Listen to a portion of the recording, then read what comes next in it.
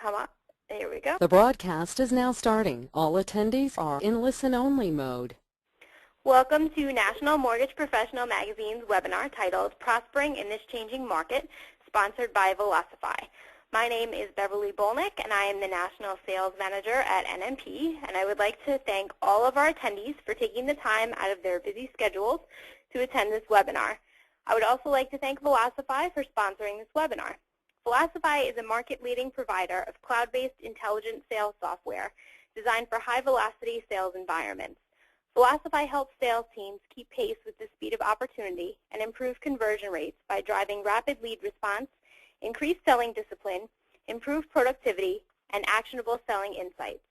The company has helped more than 1,500 companies across a variety of industries improve customer acquisition practices and sales performance. Today's webinar is being presented by two industry experts, Garth Graham and David Moynan. Garth Graham is the Managing Director of Stratmore Group.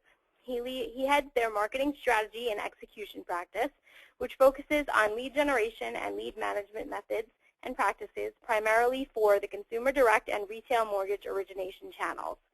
Garth has over 25 years of experience in sales and marketing, from Fortune 500 companies to successful startups, including management of two of the most successful e-commerce platforms. David Moynan is the Director of Product Management at Velocify. He has 12 years of product management experience, delivering strategic international solutions for industry leaders. Prior to product management, he established a B2B sales organization that grew revenues to $30 million within 3 years. Additionally, he's an inventor on an SaaS sales and planning patent. Okay, so we are going to get going with the webinar, and I will turn things over to Garth. Thanks, Beverly. By the way, it always sounds better when somebody else introduces you.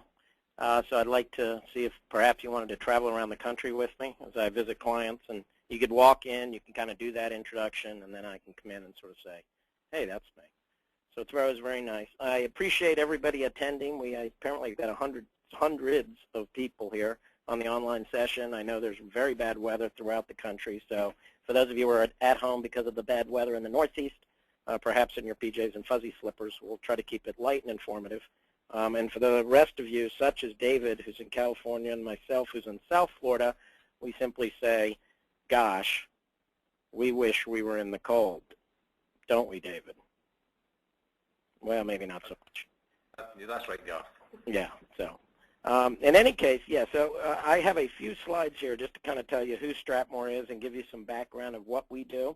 We're most well known for our involvement, long-time involvement in running the MBA/Stratmore peer group program. There's about 90 companies, or roughly 50% of the top 70, or 70% of the top 50 lenders in the country provide a wide range of data, and we analyze that. Some of their perceptions and understanding of that data is what I'll be sharing with you today as far as an industry perspective. We do a lot of strategic planning involvement. By the way, a number of us, we are an independent firm, so we all took our own pictures, as you can tell. So some of these, as you look at this, you may go, oh, yeah, I know that guy. So that's why I like to include those pictures. Dr. Matt Lind is a senior partner at the firm, one of the original founders. He has 3 degrees and college degrees, 2 from MIT and 1 from Harvard, but he doesn't like to have his picture taken. So Matt just stood in front of his laptop computer, hit the screen capture button, and that is a very accurate depiction of Matt Lind. Len Tickey, who you may have heard, is both writes and speaks frequently in the industry, does a lot of work on LOS systems. There's my picture. Now, I spent, as you saw when Beverly did my introduction, enough time at big companies that I had a professionally done picture. I like to use that just as I like Beverly's introduction, because that is about 10 years and 20 pounds ago. So for those of you who end up seeing me, I don't actually look like that. I look like that guy's heavier older brother. For those of you who are aware of Rob Chrisman, as part of the firm, he's heavily written, writes a lot daily. His daily blog is terrific. For those of you who don't read it, you ought to. And then Jeff Babcock is out in California, which is why he looks so mellow there. And just a happy outdoors guy, does a lot in the merger and acquisition space. So that's a little bit about what we are and a little bit of background, and then I'm going to kind of dive into some data that sets the framework, hopefully, for what we're going to learn today about an approach to the new market climate. So I'm going to talk a little bit about mortgage trends through 2013. So a lot of this is pretty darn fresh. It's only a couple-week-old data. For some of you, the data is going to look pretty ugly. It's a tough market. You know it. You're feeling it, and I'll at least give you some data that sets the stage for that and some ideas that I have regarding how people ought to be able to handle the market climate. By the way, as I go through my slides and throw this data up, and I'm going to only go for about 20 minutes, and so I'm going to move pretty quickly through this. I would encourage you, we are on, because of the number of people, we are on mute. So it doesn't mean we want to mute you. It just means we can't have 400 people firing questions at me at once. So feel free to use that chat button, type them in there. I won't probably chat back to you while I talk. I don't multitask that well. But I certainly will respond to them, whether it's through chat or offline. So, even if it's I don't understand the left graph, or I don't understand that number, or you have an opinion, fire it in the chat thing, and we'd love to hear from you. So we're going to talk, of course, about changes in the market. We're going to talk about, of course, the purchase market and how that's, each of you need to understand, how to handle that. And if you're well positioned for the purchase market, it's impossible to talk about purchase market without talking about realtors. By the way, realtor is capitalized. It is always capitalized, and it should have had the little trademark there. They're very territorial and passionate about that. So it's kind of like a doctor. So it's a realtor, capitalized. Here's some things that you can do to change your process and some things to ensure success in the future. And, of course, we're going to try to get down to some things you can do right now to drive your success in the future. So this is a graph I like to put up there from the Mortgage Bankers Association. And what this represents is the last 13 years of the total market climate.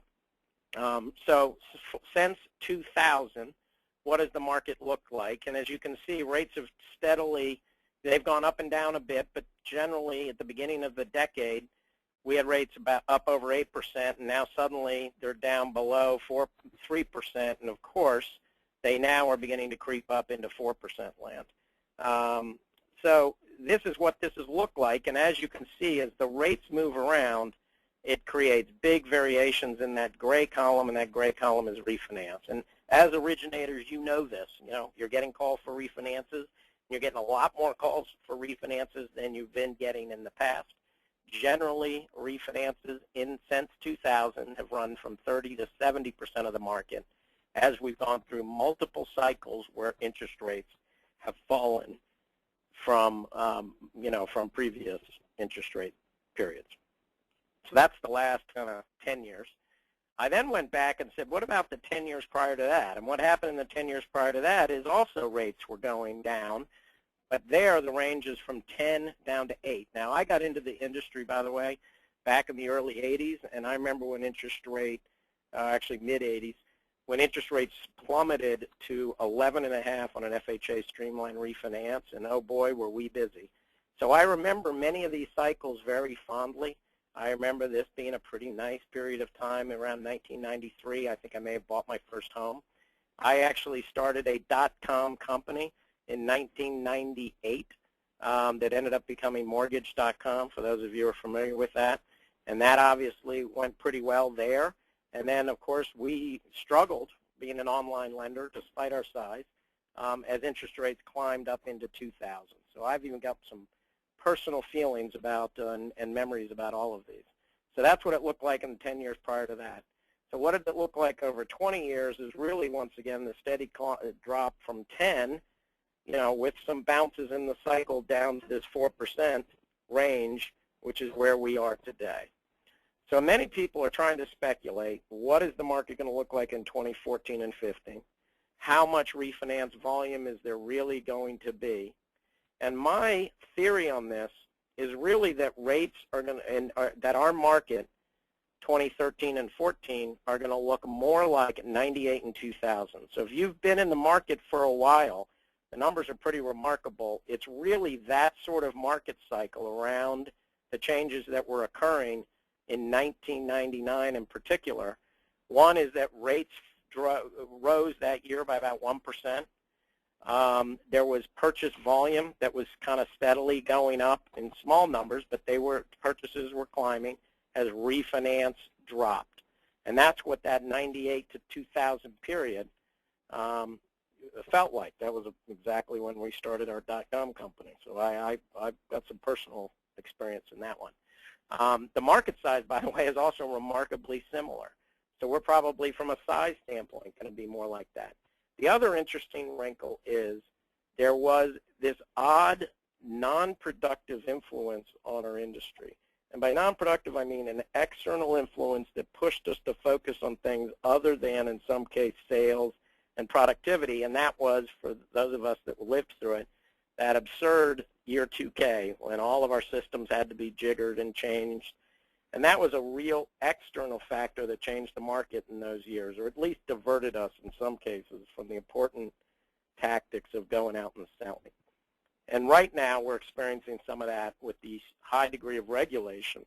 And I'm not going to say that the regulation is, like Y2K, much ado about nothing, but it is driving us to change systems that perhaps should have been built differently to begin with, certainly could have been built and been done in previous years that we didn't necessarily have to invest all in that 1999 period.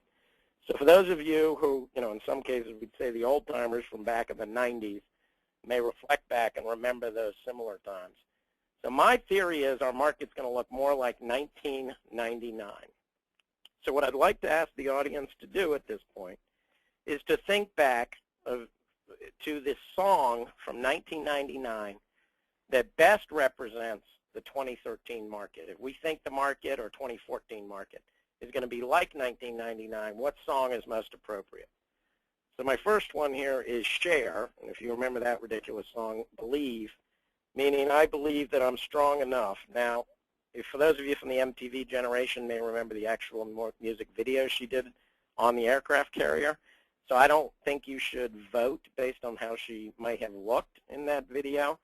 But you should vote on this one, and we're going to actually have you guys vote on your perception of the market, that Cher, you believe you're strong enough. 2, hey, this is still a good climate. So if you think it's still a good climate, from 1999, Ricky Martin song, and you can vote for that if you think it's still the good life or if you think the Hispanic market is going to be super important, both of which is, part of the Ricky Martin experience. The third one is That Don't Impress Me Much. Now, this would be the Shania Twain song during her period when she was with Mutt Lange, but before she moved and became a recluse in France or Sweden or whatever European country she moved to.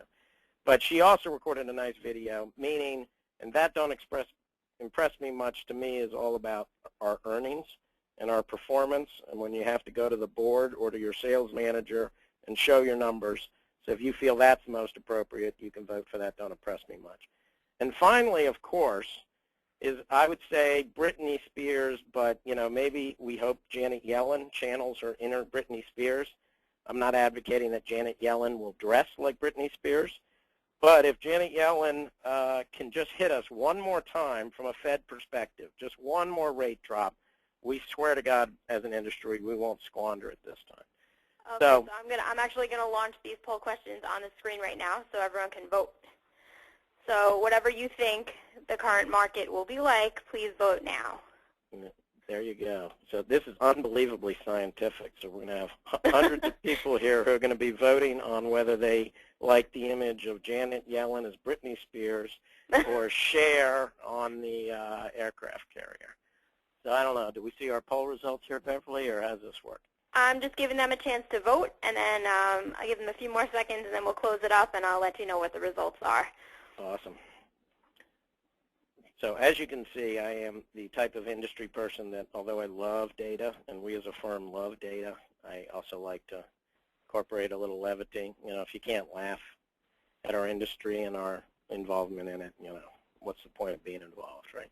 All right, we're going to close up the poll in 5 seconds, so get your votes in. Okay, I'm going to post those results now. Oops, here we go. So, 28% of you said share, believe. That's pretty optimistic there. 9% said living la vida loca. 31% said that don't impress me much. And 32%, of course, want Janet Yellen to dress like a schoolgirl.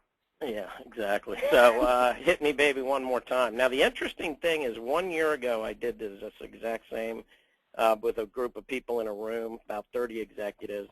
Their votes were this. So I think what this shows is, I'm not sure, but the executives, when we're sitting in the hotel room doing this voting and reviewing numbers hardcore, are really just begging a lot more for Janet Yellen to hit them one more time. So I'm not quite sure what that means as far as this goes. But obviously there's concern about us as an industry, and so I did want to give some fresh numbers and what I think some implications are of the numbers that I'm looking at. These are numbers of the total market based on about a 70% market sample size. So this is a huge sample size of lenders going all the way through the fourth quarter of 2013. This is some fresh stuff. And the bottom line here, and we're showing, and by the way, these slides will be available to participants, so don't sit here and have to scribble all this into your notepad. But the bottom line is quarter over quarter, the conforming product numbers have been dropping, and they've dropped about 53% as a unit percentage between the first quarter and the fourth quarter. So conforming units as a product are down roughly half. So, you know, that's a tough drop. The government lending numbers have gone down as well, not quite as much. So, but they're down 42% overall. The interesting wrinkle is non-conforming has actually increased. It's really flat. You know, about a 1% increase on a unit basis between first quarter and fourth quarter of 2013. These are some big average loan amounts, so this is the big jumbo.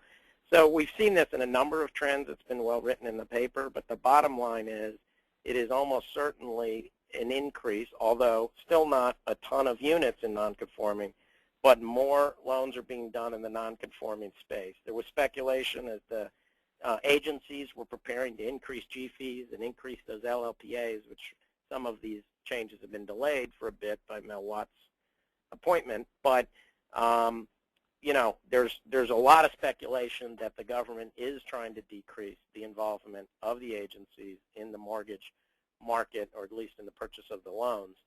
So we ought to be betting on the fact that originators need to be better at understanding a wider range of products, not just conforming. And of course, managers and secondary people need to be better at sourcing those additional alternative products, because they're going to be an important part of the market going forward. So that would be number one trend that we have seen most recently. By the way, when we do a lot of this analysis, we also have it all the way down into various states and MSAs. It's different by geography. So if you look at this and go, gosh, that's not my market, you know, we have data on your market, so you may be right. But as a market trend overall, it most certainly is non-conforming is going up as a percent of the overall market. This slide is an interesting one because it shows a couple different things. This is the trend by loan purpose. And the big item here is these two numbers here are purchase in dollars and units. Units is on the right side, dollars is on the left.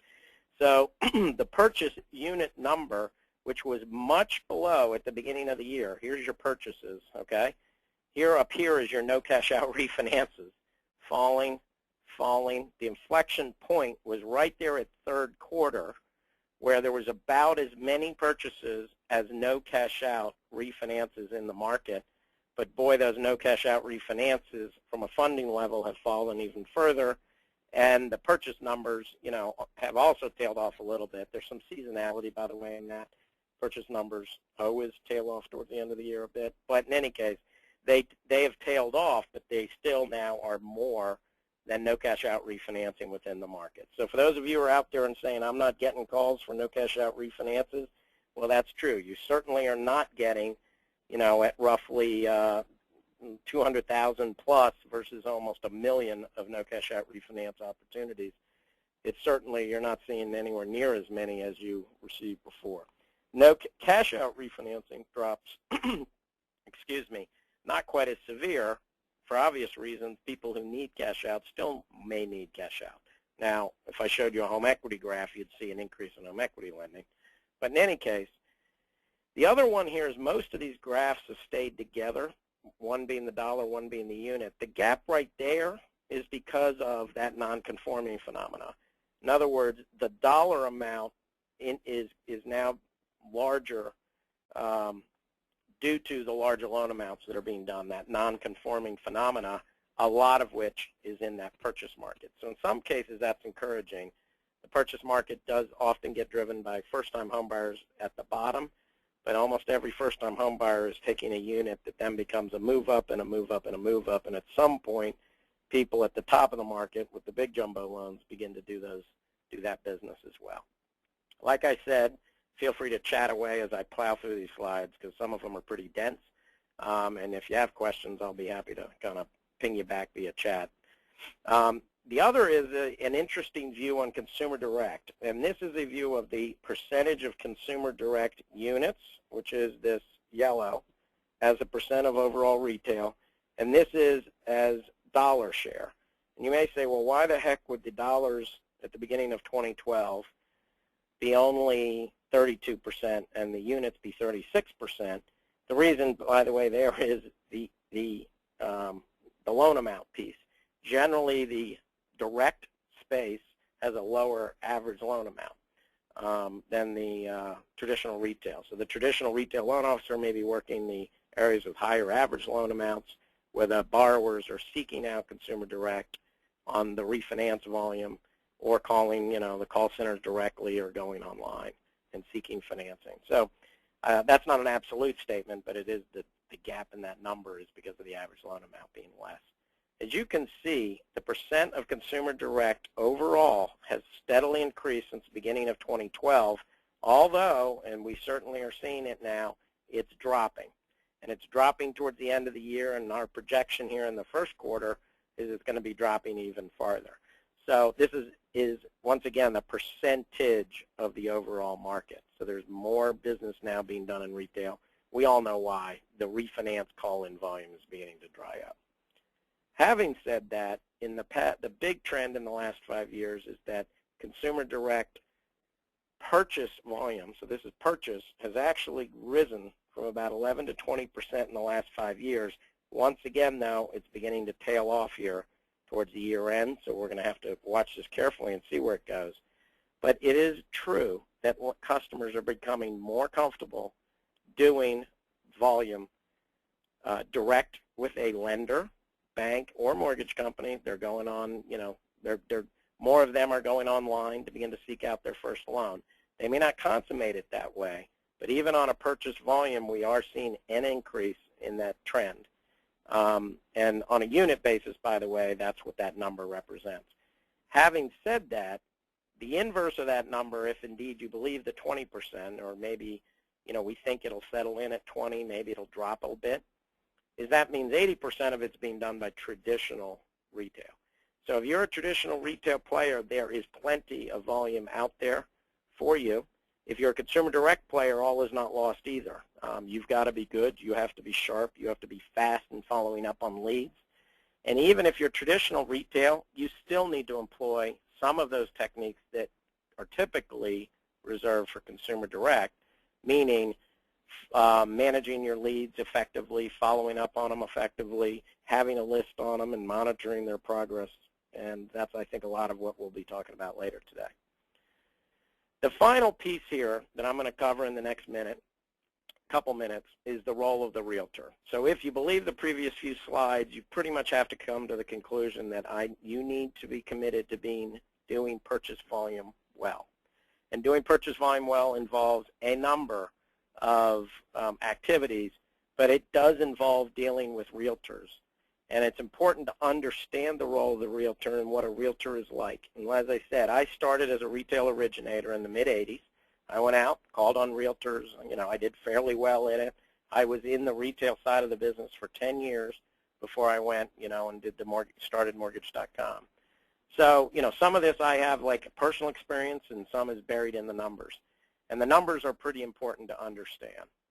There are over 1 million realtors. They're not all active, but there's a lot of them. The NAR does do an active survey of 50,000 of them, and there's a lot of data in there that's very interesting, some of which is that the average median agent, so half below and half above, do 10 to 12 transactions per year. That is up in the last year, purchase market going up. And by the way, it's also up because they were doing a lot of foreclosure activity, which doesn't impact mortgage, because typically those are sold to cash buyers, not mortgage buyers. But in any case, the typical realtor did have a foreclosure and short sale, so those don't involve financing, so that drops that number. Only 20% roughly of the realtors did a significantly higher volume of transaction, and only 5% did more than 50 a year. And 20% of the purchase deals, that foreclosure are cash, thus no mortgage. You also have to remember that the way realtors count deals, every deal has 2 transactions, buy side and sell side. So when you say that a typical agent does 12, you have to cut that in half, because typically in the mortgage business, we are not involved on the sales side, or listing side. We're involved in the buy side. So the typical realtor, when you kind of cycle through all of this, is 4 to 5 mortgage opportunities per year. That's per year. And top producers, even if you took this 50 and sliced it, are still only 1 to 2 buy-side representations, thus mortgage opportunities per month. So it really is an effort of trying to find the right realtor at the right time who's involved in that transaction and having to work with them in order to get that loan. It's a tough, tough business. And a big part of this, by the way, is why, a good, solid retail purchase originator is still in demand and is, frankly, well compensated. Maybe not as well as before, so please don't flame me with, I'm not saying too well compensated. I'm saying the typical retail originator who can generate purchases from realtors is well compensated for that because it's hard. So the other part, though, of this is that the typical agent made about $43,000. Okay, and they haven't done the survey for 2013, but it's not likely to be much different. So that's $4,000 per transaction. So because of that, 4,000, remember 10 to 12 transactions, every deal is 10% or more of their income. So as much as we are pained as an average realtor, as an average loan officer, losing a deal, it is typically not 10% of our annual income wrapped up in one deal. It might be, maybe 1 to 2% of our annual income. So whatever pain you feel when a loan falls through, multiply it by 4 or 5, and that's the pain a realtor feels, which explains why they are so protective and need to be treated in such a particular way in order to drive success in purchase. And I'm not offering this up saying you shouldn't deal with them or that you should put all your eggs in that basket. What I'm sort of saying, whether you're an originator or a manager, is if you do not appreciate how critical this transaction is for them, you're not going to be speaking their language. So the other piece here is they feel, when they're surveyed, that access to credit is the most important element or the most important obstacle. It's tough to get loans through. So there's the opportunity. It's hard to get to them. They don't all have deals every month. But when they do, they feel and know it's hard to get a loan. So you need to address them on that way. By the way, they're not great at getting web-related leads. Now, some are very good and some are not. But if you're good at getting web leads and you're good at working them and you're good at interacting with borrowers through the Internet, even if they came to you offline, maybe you can help realtors migrate that and become a trusted partner for them. So the bottom line is it's hard. Even if 100,000 loan officers exist in the industry, and that's what the NMLS numbers seem to show, and there's 1 million realtors, even if we divvied them all up equally, it's still only about 50 deals a year, which is a perfectly good, loan officer doing 50 deals a year. but it's tough. And instead what we do is we all fight over those same deals very aggressively and trying to find the right realtors. So it's a tough climate, and I'm offering this information, not that I have necessarily a perfect solution, but you need to appreciate how hard it is for the average realtor, and you need to set your sales process up in order to handle that, whether you receive the lead from a realtor or not. So I guess my conclusions very quickly are, you need to expand your product base, not just conforming. Purchase is the new dynamic. Your processes need to change to deal with it.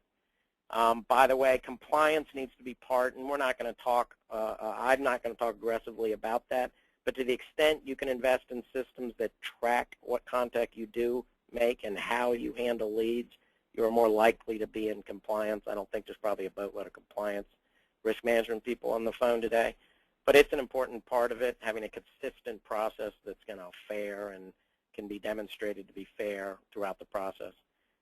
You can be successful in purchase, but you need to do a different process, and you need to embrace the role of a realtor, whether you get the referrals from them or not. So my final poll question here before I hand this off to David, and now I'm going to take the same thing. We talked about how our market's going to feel like 1999, so I'm going to have some fun with movies from 1999 and ask you to go ahead and vote for which movie you think is most apropos for the market that you're going into. And the first option is the Blair Witch Project. So to me, the image of that is you're wandering around the woods and trying to avoid getting killed. And sometimes maybe the market feels like that right now. So much change, so much difficulty, and so much danger around every tree. The second issue is Austin Powers. You're an optimist. So you're just basically thinking, yeah, baby, I know what to do in this market. So you're the optimist Austin Powers vote. 3 is Phantom Menace. Perhaps that's Star Wars, the CFPB maybe. Some of us feel is the Phantom Menace. I would do a Star Wars impression here, but as somebody, remember my name is Garth, so I went through grade school being referred to as Garth Vader. So I don't actually particularly enjoy those jokes, so I'm going to skip that one. But you can vote for Phantom Menace if you like. And finally, Sixth Sense, which is you're already dead, you just don't know it. All right, I'm going to get these up on the screen now for you to vote. All right, so we're going to then pass it off. So I guess I will say thank you at this point, and I will be going on chat as we hand this off to David. Hope you enjoyed it, and welcome to hear from you. By the way, I'm on LinkedIn, and it's an easy name to find, Garth Graham. So, feel free to find me on LinkedIn and ping me that way as well. Wow, we do have hundreds of attendees. So I appreciate it, and let's see which of the movies you think is most apropos for 2014. All right, I'm going to give you a couple more seconds to vote, and then I'll share the results. All right.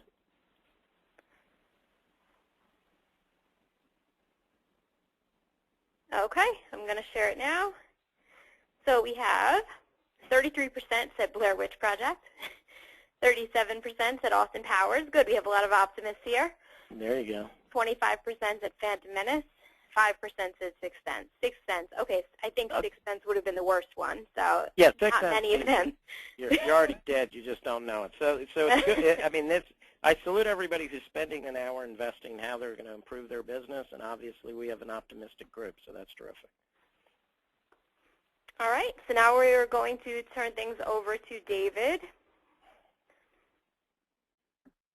Yes, good morning and good afternoon, depending on which time zone you're in. Garth is a tough act to follow, but we'll give it our best shot. We partnered up with Garth and the Strathmore Group in the summer of last year as we started to understand that the mortgage industry was going to be going through this change. We'd grown our business with your business as mortgage lenders, really in the boom of the refinance. And so the challenge to us was, as you need to change your business, how can we help? So what I'd like to do very quickly is provide a brief overview of Velocify. As much as this is a sales pitch, I want to really kind of focus on the product and what this can mean to your business in 2014. Look at the challenges and then look at the solutions that we, in partnership with Garth and the Strathmore Group, feel confident we have customers using the solution already, but feel confident this can extend and can really mean some great things for you in 2014. So very quickly, here's some stats about us. We have a large client base, almost half of which are mortgage lenders, large and small, so you don't need a huge contact center to be able to see the power of Velocify's Lead Manager product. We focus on intelligent sales automation, and I'll talk more about what that means. And it's really for high velocity selling environments, so making more with less, which I'm sure everyone on the phone is going to be challenged with this coming year. And here are some awards that we have had in the past. A quick view here. Here are some of our clients that use the software, and a couple on here have either installed or getting close to installing the solution we're going to run you through today. So what are the challenges? So again, round about in the summertime, late summer, we're working with Garth. So as we've seen, I don't need to belabor it, refi to purchase, it's already underway.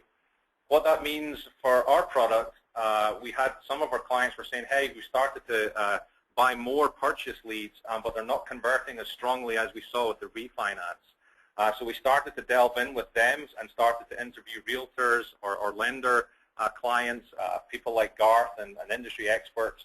And so what we were finding is that we see a longer sales application, which is obvious, but needs to be handled. So if you use our product to nurture people onto the phone and qualify people from a long list of contacts, is that we now, after the qualified stage, need to really nurture that individual. Why? Because they can go cold during that process of finding a new home, so we need to keep them fully engaged. We identified realtors as new stakeholders.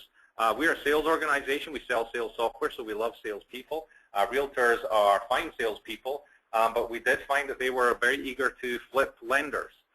So we interviewed them, talked with them, and LA is a good place to find some of these realtors.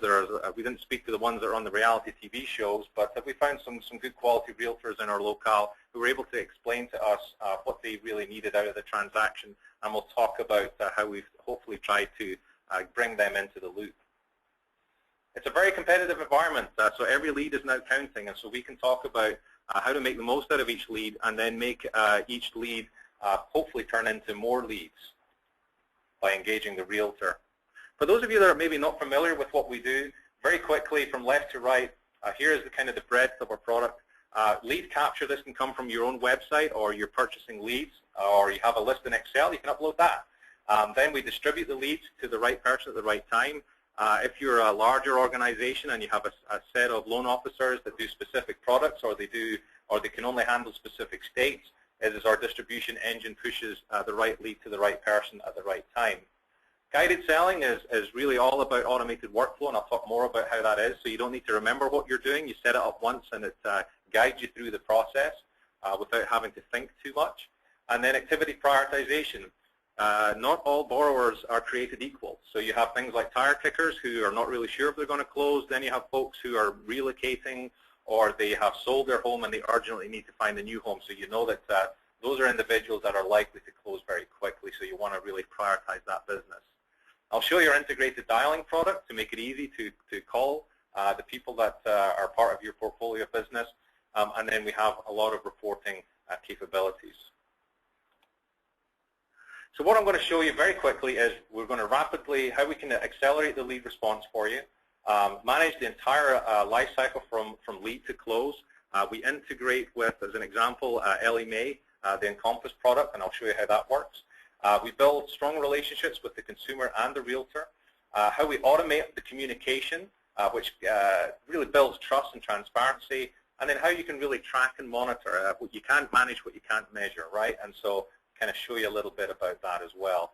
And what we also want to look at is turning delighted realtors into new lead sources.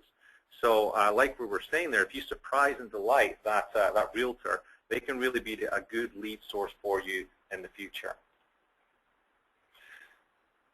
So what we're going to look at is starting off with the borrower profile, looking at the tailored message, the automated workflow, and then the communication. What we see here is a triangle offense that everyone on the phone is familiar with. So you've got the borrower, the loan officer, and the realtor all trying to get that borrower into their new home. So here's a first look at our application. This is looking at your portfolio of business. So this is looking at what we call the lead view. You can see all the loan details here. This is fully customizable. Our product is fully customizable. This is where system field trigger events as well as what we call custom fields, which are fields that you can set up. It's an extremely easy thing to do. But what we have here are loan details, application types, so whether or not somebody can only give you 5 minutes of their time and you just want to pre-qual them, or if you want to put them into a full approval and do some underwriting on them, that's all tracked there.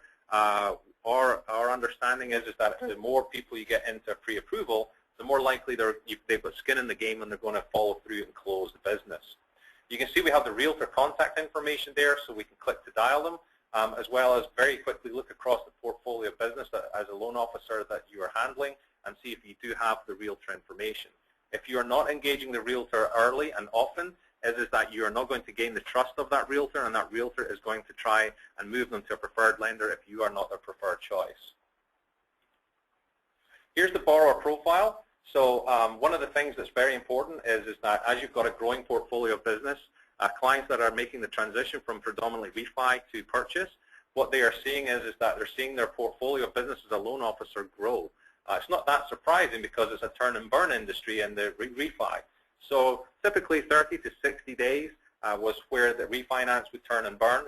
But what we have now is a shopping phase. And so the portfolio of business that you've qualified that has yet to close just keeps growing. So it's important that you're able to go in and do two things. One, familiarize yourself with the loan. Again, this realtor that's part of the transaction, they need to trust that you know what's going on, and that if anything happens that's going to jeopardize that loan from closing, is that you're on it and you're going to react extremely quickly. So it's important here to capture the right type of information at the right time. It's dynamic. You don't have a close date if they're still shopping because they haven't found a home yet. Here's where you can also put in things like first-time buyers, and with our direct mail facility, you could send a nice welcome packet to first-time buyers to really help them through that process of buying a home for their first time. We capture the realtor here. This screenshot just shows the buying realtor that's assisting the borrower, but we also capture the selling realtor. And again, this information can be then re-imported back into our system, and you can then start to nurture a relationship with those realtors once you've surprised and delighted them with the service. Again, as Garth was talking about earlier, realtors really are concerned with finding a lender that's going to be able to provide a partnership that's going to allow those deals to close for them. And so if they're happy with your service, then they're going to want to come back to you. And this is our system is capable of being able to nurture not only the borrower to close, but nurture those realtors and stay in contact with them throughout the year and provide services for new loans. One of the things that we have here are scripts. It's one of those things that's really great for training or for people making the transition. And so as a company, you can put in here either questions you want to capture as part of the profile to make sure that we've got the right information so that you're selling the products appropriately. Also, our system is automated from a workflow and communication perspective. So the more information that you have on the lender, on the borrower, the better the system is going to react and the better messaging that's going to come out of it. But for here is that what we're able to do here is turn this on and off by user and by group. So if you have a bunch of older loan officers and a script to them, they would probably walk out the door if you ask them to use it, is that you can turn it off for them. But again, for loan officers moving from refi to purchase, they're either unfamiliar or have not done it before, is that script's a great opportunity for, as a company, to put in standardized practice here for capturing the right data as well as giving them a nudge in the right direction in terms of the value propositions that they should be communicating to the borrower. Very quickly, so one of the things that we have here, we're also hooked up to Ellie Mae, but we also have an automated workflow outside of those automated transactions going back and forth between the Ellie Mae as the loan is processing. I have very down the bottom here is a lot of information here, but this kind of shows very quickly. If I take an action in the system, like I'm on the phone with Mr. Smith, and he takes an application, I just take that action, and then the status changes. And as the status changes, that opens up different workflow and different email communication to them.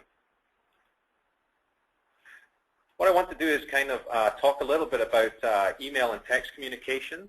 So one of the things, as we've talked with our clients, realtors, and with borrowers, is that it shouldn't be a black box. So our product allows for greater transparency and it also enables us to communicate with the realtor on their terms. Realtors are typical salespeople who like their cake and eat it, and so what they're trying to do is they want to be kept in the loop, but they are also very busy. So what we have here is once we capture their information, have permission to call them and contact them, is that we will send regular text messages to them to let them know that their loan is processing. So one of their big concerns is that, hey, what happens if Mr. Smith closes next week?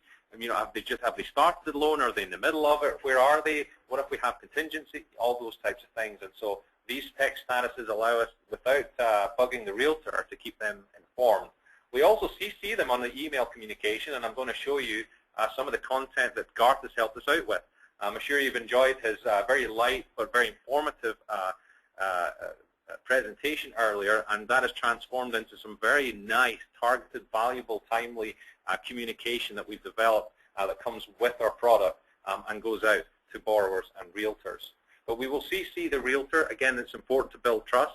So they want to know the lender's in control and in contact, but they also want to know what that contact is. And on the graph here, you can start to see how our automated solution works in tandem. As you're calling, then the automatic email messages are going off either on a timer or on an activity.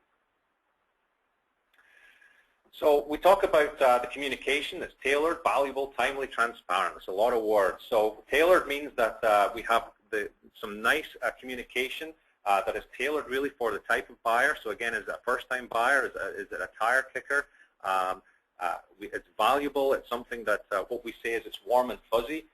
So what this allows us to do is create a triangle of trust between you, the borrower, and the realtor.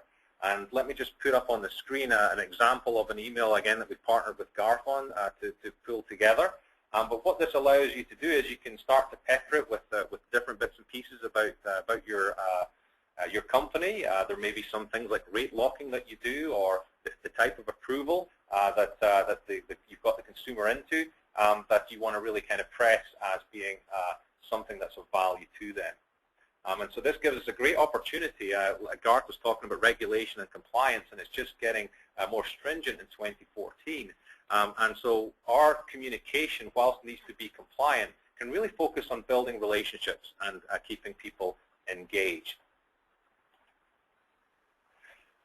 This is a view of our integrated dialer product, which we call Dial IQ. It has what we call the heads-up display here. So what this means is that as you're going through your prioritized list, so again, the prioritization engines will then sift through all of the different leads and all the different statuses, where they are. We're in constant communication with them through automated emails and texts, again, that are based on timers, where they are in the process and what activities we're currently doing with what you're doing with the borrower. But then we're making these phone calls. So our prioritization will show the loan officer leads that need to be called on a Friday and a Monday. So it's really that, hey, you're going out shopping, yeah, I'm going to be looking at this house, I think the wife kind of likes it, and then on Monday that prioritization queue picks up that borrower, and then on Monday we're having that nice conversation, hey, did your wife like that house, are you ready to buy it, you know, and they're walking them through next steps. And so it's not just email and text, anybody can do that. We have some very nice tailored content, timely tailored, all of that. But it's going to be very important to build trust on the phone. I'm Scottish, as you've probably figured out already, and I've bought 2 homes now here in the States. The first one was really done by, both were centralized, but one was done predominantly through email and text, and the second one was by telephone. And I really engaged more readily with the chap who was on the phone. There was obviously email component to it, but I felt that very strongly that he was there for me. Didn't matter where he was. He was calling me, leaving me messages, and I knew that he had my back, and I wasn't just a number to him. So if you're looking at a centralized deal for trying to gain that trust and pushing the needle for to move from 1 in 5 loans being done by a consumer direct and tipping that up, is that it's going to be extremely important to be calling people. And our system not only prioritizes and distributes, but it makes it extremely easy for customers to be able to, our customers to be able to pick up the phone and stay in conversation and communication and build relationships and trust. The last thing I want to do is kind of just look at some of the standard reporting. Again, we're capturing all of the data, and we share data between Ellie Mae and to stay in sync and pass information. Our clients have said that they value our software so much is that they would rather the loan officer spend the majority of their day, if not all of their day, in our product. And so that's why we have an extremely good two-way integration with Ellie Mae. But with the information here, we have all types of reports, making sure that the realtor's engaged as an example. We're transparent now because we're informing everyone that's part of that triangle about where we are in the process as a lender. And so that's great if everything is going fantastic, but if it gets stuck in processing, that's a problem because people are waiting and expecting emails and text now. And so from a processing perspective, we can look at that and see if there's a problem. So within our report, we have lots of different things on a day-to-day, but also as a management perspective, you can also now have a lot of reporting to fine-tune your business and make sure you're targeting the right folks. So that was a quick. I want to leave plenty of time for Q&A for both myself and Garth, and just to see how you all are doing. But before I do that, I want to just make sure that folks were kind of figuring out as we were walking through that, and it was resonating with you, that we've got it with the things like the scripts and with out-of-the-box capabilities and automated workflow. If you're a shop that's trying to reposition into the purchase in a high-velocity sales environment, we've got a product that's ready to go today. You can beat your competition. It's important to every lead is valuable. And as we were saying is that lead, if you surprise and delight the realtor, can actually turn into actually more and more business exponentially. Shorten your sales life cycle from application to loan funded just simply means stay on top of those customers, keep them engaged, be informative with them, let them know what the market's doing, and so it might encourage them to actually just find a property that they're happy with, and making sure consumers don't go cold. And we spoke about that referral business as well. So we currently have available the refi, which has been out there for some time, and last quarter we launched the Engage for Mortgage Purchase. So with that, I'd like to hand back over to Beverly and to Garth and bring them in and see what questions the nice folks on the phone have. Okay. So it is getting close to the end of the webinar, so we only have time for a few questions, but I just wanted to let the audience know that if we don't get to your question, I'm going to make sure that Garth and David receive your questions via email and respond to you. So if we don't get to you, you will definitely someone will answer your questions. Also, we will be sending out the PowerPoint presentation, as Garth had said, so if you're looking for that, I know people were trying to furiously take notes, but you will receive them, so you'll be able to review it. Okay, so I'm going to start with a question for Garth, actually. Someone asked, how do I get more information about the industry from Garth? Yeah, so one, you'd have to kind of reach out to me directly. So either find me on LinkedIn or you can go to our website, which is strapmoregroup.com. That's a pretty broad question because we have information on everything from sales all the way through operations and M&A, so I can't. But, contact me directly and I'll respond because normally data requests are usually specific, not generic. So I'm happy to interact that way. Or find me on LinkedIn. I already got my email box has already got a bunch of LinkedIn people jumping in, so I'm happy to do it that way too. Okay, great. Okay, the next, I have a lot of questions about online leads, and someone had asked, is a lead management system really necessary, and if you recommend online leads? Absolutely. We hook up to websites, and we're integrated automatically with over 1,500, I think it's 1,600 now, different lead sources.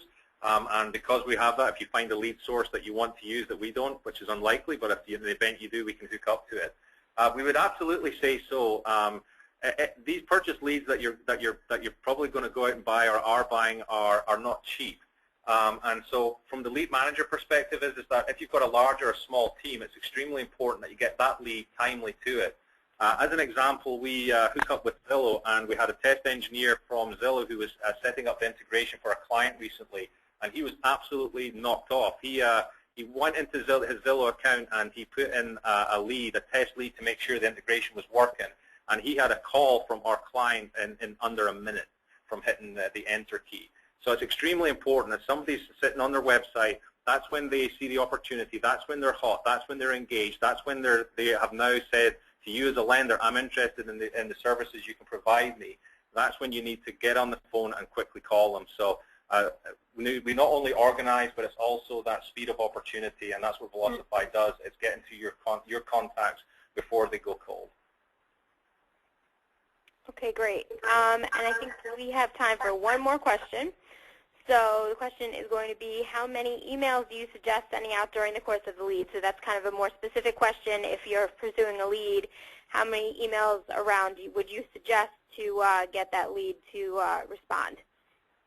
So the phone is equally important, if not more so. The emails go out in tandem, and again, they are tailored to the type of buyer that you have on, as well as where they are in the process. So we have a different campaign, email campaign communication that goes out to folks who we're trying to get hold of, then as we qualify them, and then as we nurture them through the shopping phase, and then it ticks up again. So there's no actual definitive answer. It's really a function of, and that's why we're automated, is knowing who the consumer is, where they are in the process, and what their needs are. So if somebody's gone cold on us, it's just that we will not be blanketing them every day with email content. However, if somebody's right in the middle of closing a loan and their docs are out for signing and we haven't got them back in, is that they are going to get contact from the Velocify system. The loan officer is going to be prompted to call them, and there are going to be email reminders going out. So again, it's very tailored. We're not a spammer.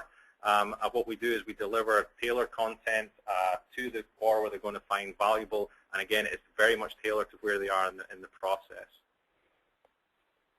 Okay, great. Well, that's all the time we have for today. I want to thank Garth and David for a really great, informative presentation. I'm getting a lot of positive feedback already. And again, if we didn't get to answer your question, I will make sure that they receive them so that they will be able to email you an answer or give you a call, whatever is easier for you. So with that being said, I hope everyone has a great rest of the day, and thank you again for taking the time to attend this webinar. Thank you, Beverly.